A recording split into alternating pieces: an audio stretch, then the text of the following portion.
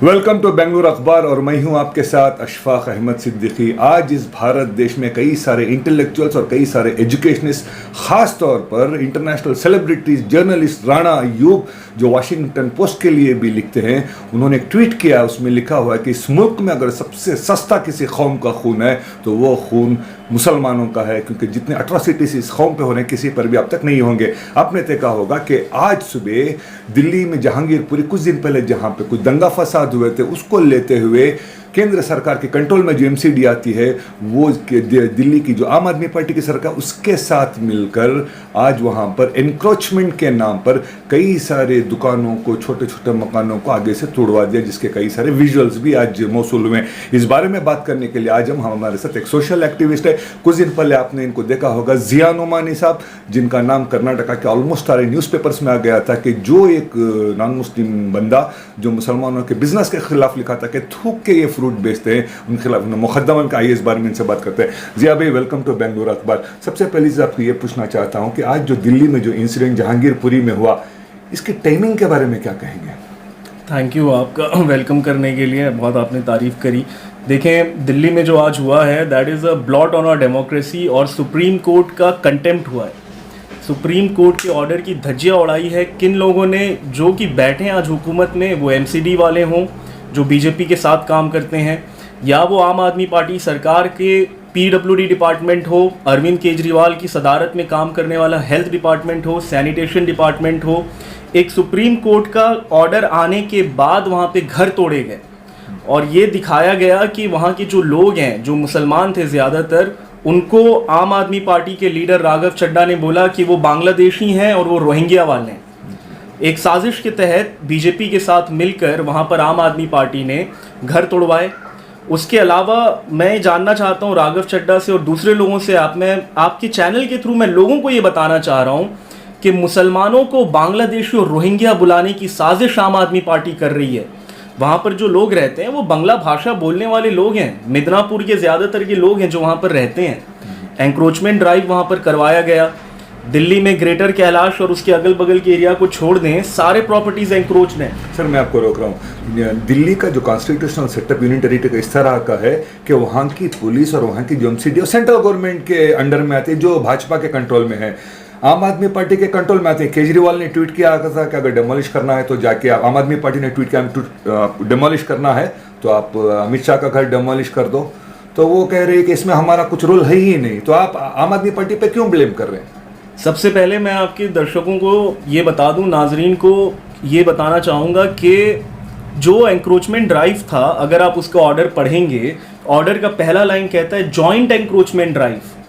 Joint encroachment drive comprising of PWD, sanitation department, health department. तो ये जो drive था ये मिली भगत थी, ये जॉइंट एक्टिविटी था, ये डॉक्यूमेंट बोल रहा है।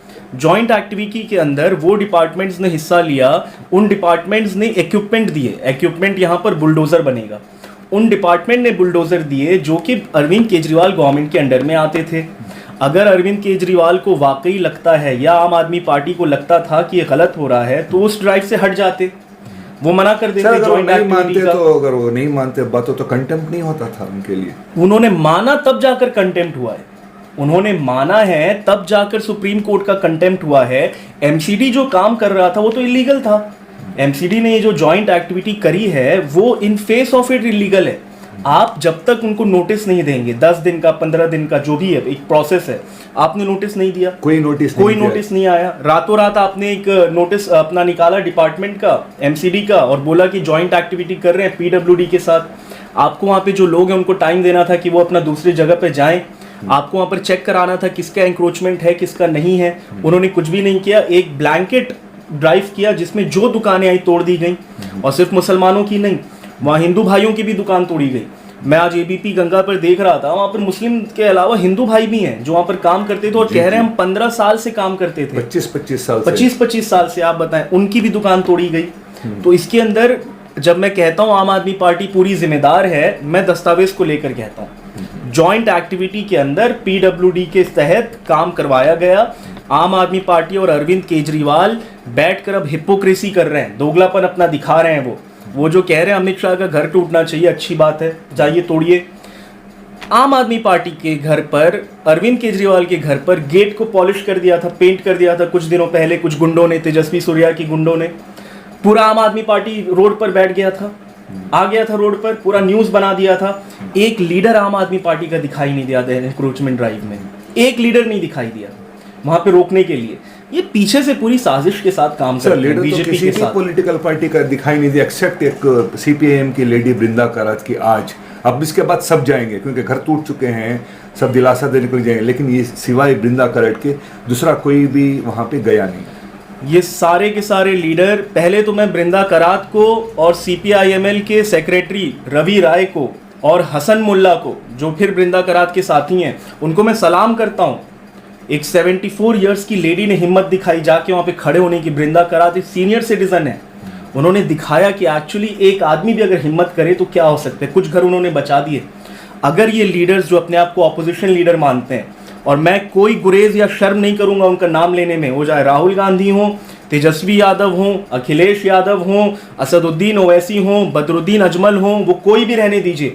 वो लीडर्स जब कल रात से ट्वीट करना शुरू कर दिए थे, दिल्ली में उनके मकानात हैं, क्या वो जाकर वहां बैठ नहीं सकते थे? गांधी जी के बताए रास्ते पे सत्याग्रह नहीं कर सकते थे? इन लोगों को वहां पे बैठने की जरूरत थी। बृंदा करात अकेले क्यों गई? ये लीडर्स वेट कर रहे हैं, ट्वीट करेंगे, हो गया तो टीवी पे डिबेट पे बैठकर बकवास करेंगे। अरे कल जाकर आपको काम करना चाहिए था, आज कुछ घर बच गए होते।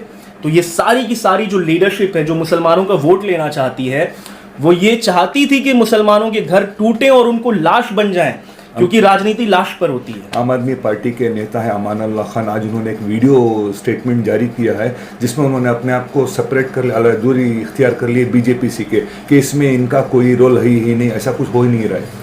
मेरी बात हुई अमानतुल्लाह खान साहब से, मेरी बात उनसे 1.5 घंटे पहले हुई। अच्छा। मैंने इफ्तार खत्म किया, उसके बाद मेरी अमानतुल्लाह खान साहब से बात हुई और मैंने उनसे पहला सवाल यही किया कि आप वहां पर क्यों नहीं गए? उन्होंने कहा हम वहां पर गए, आपने देखा नहीं। मैंने कहा नहीं, आप वहां पे फोटो में भी नहीं दिखाई दे रहे। 2 मिनट 20 सेकंड मेरी उनसे बात हुई, आप देख सकते हैं। अच्छा। मैंने इनसे बोला कि आप अगर वहां पे थे तो फोटो में नहीं दिखे, पीडब्ल्यूडी को आपने रोका नहीं, आप क्या कर रहे हैं? उन्होंने 2 बातें बोली अभी मुझे हार्ट अटैक हुआ था, मैं तो अभी वापस आया हूँ। मैंने उनका फिर बोला आपकी तबीयत इंशाल्लाह सही हो, दुआ की मैंने। उसके अलावा उन्होंने कहा कि मैं खुद भी लड़ रहा हूँ और कौम मुझे ही सुना रही है। मैंने कौम आपको इसलिए सुना रही है क्योंकि आज आप सही जगह खड़े नहीं हैं। पीडब्ल्यूडी का अगर आप बात कर रहे हैं तो आप पीडब्ल्यूडी का दिखा दीजिए नोटिस कि पीडब्ल्यूडी ने मना किया उसमें जाने के लिए। आप ये झूठ बात क्यों कर रहे हैं? आपको एक पार्टी से ज्यादा मोहब्बत है या इंसानों के हुकूक से ज्यादा मोहब्बत? सर, प्रोटोकॉल के हिसाब से अगर कोई भी इंक्रोचमेंट करना हो, जैसे आपने कहा कि 7 दिन का नोटिस, 20 दिन का नोटिस, 30 दिन का नोटिस देने के बाद जाके डेमोलिशन करना है। बिल्कुल। जब दिल्ली की सरकार को पता है कि इस तरह का कोई नोटिस नहीं दिया है तो ये रोक सकती थी, अदालत का दरवाजा खटखटा नहीं सकती थी कि हम इस तरह नहीं कर सकते?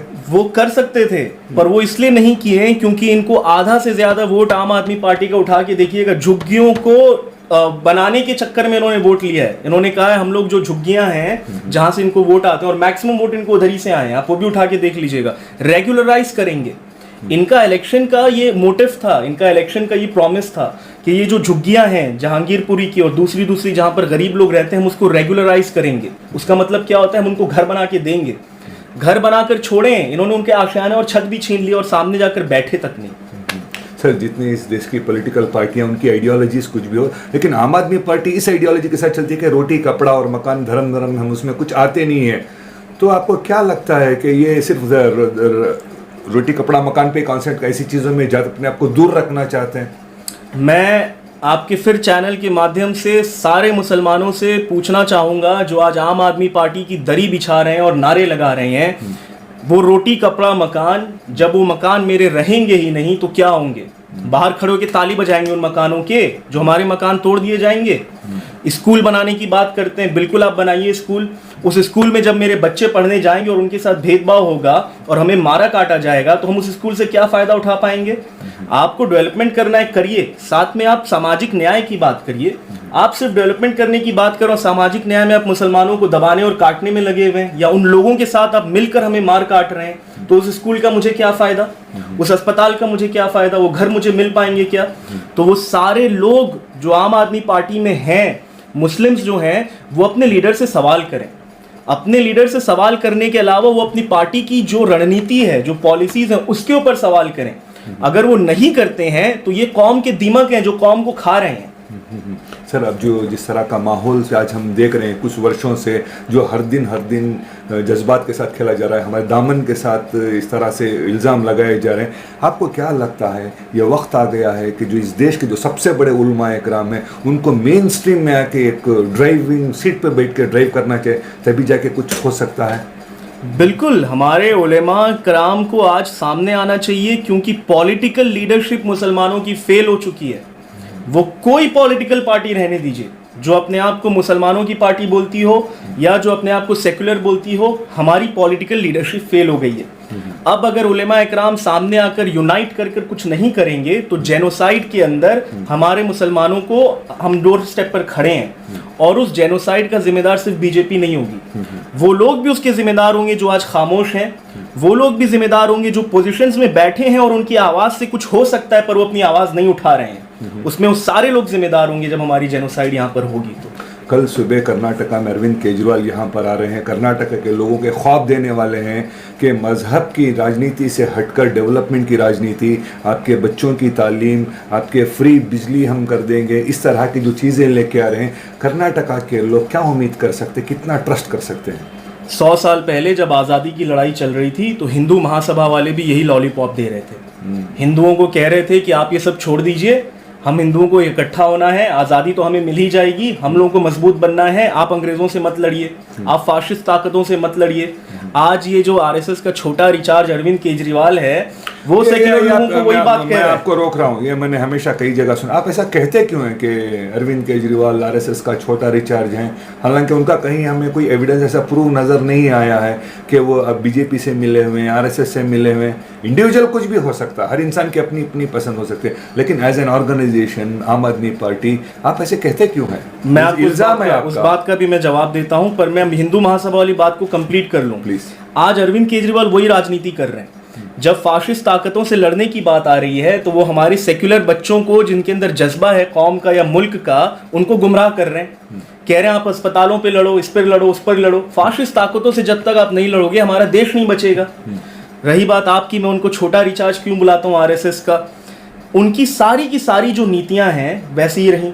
तबलीगी जमात का इशू हुआ, यही अरविंद केजरीवाल और आम आदमी पार्टी कोरोना के जब नंबर दिखाती थी तो तबलीगी केस लिखती थी, तबलीगी केस लिखकर दिखाती थी। हालांकि जी तबलीगी केस, कोविड केसेस नहीं, उन्होंने तबलीगी केस बना दिया था। आप सोचें, सुप्रीम कोर्ट ने बोला, हो सकता है आप पर, मैं बिल्कुल नहीं, सुप्रीम कोर्ट, मेरे पास उनका रिकॉर्ड है ट्वीट का, तबलीगी केस बुलाते थे वो और उसके अंदर फिर अलग से दिखाते थे।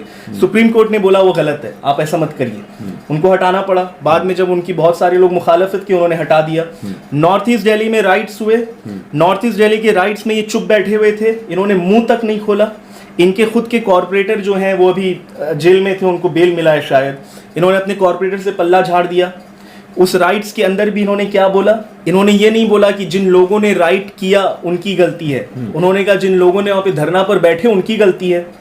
दूसरी बात इन्होंने क्या बोली उस टाइम पर, कहा अगर मेरे हाथ में पुलिस रहती तो मैं 2 घंटे में शाहीन बाग खाली करा देता।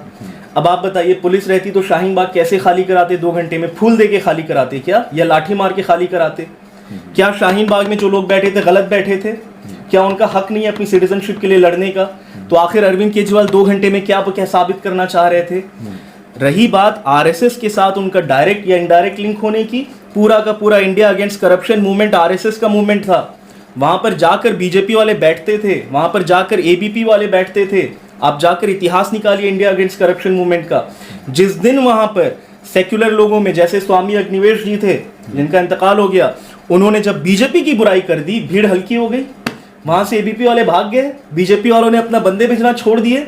तो शुरू से ये जो अरविंद केजरीवाल का मूवमेंट था वो आरएसएस का था, जन आंदोलन जो उनका था। अच्छा, आरएसएस की चाल ऐसी ही है, पहले आरएसएस की पार्टी कांग्रेस थी, जब कांग्रेस में दम कम होने लगा और जब बीजेपी धीरे धीरे बढ़ने लगी और लोगों का रुझान कांग्रेस से हट गया तो बीजेपी को पकड़ा आरएसएस ने। अब जब धीरे धीरे बीजेपी से लोगों का रुझान हट जाएगा, आप इस चीज को गांठ बांध के रख लीजिएगा, 10-15 साल में आम आदमी पार्टी विल बी आरएसएस की पार्टी, वो उसको सपोर्ट करके आगे बढ़ाएंगे। Thank you so very much.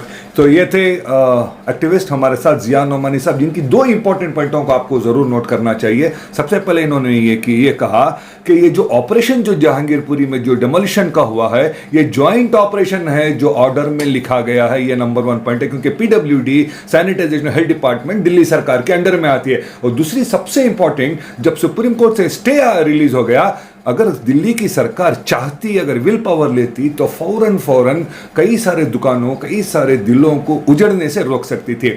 अब इसके बाद आगे क्या हो गया हम देखते हैं। बकिया खबरों के लिए आप जुड़े रहे बेंगलुरु अखबार के साथ। मैं हूं आपके साथ अशफाक अहमद सिद्दीकी।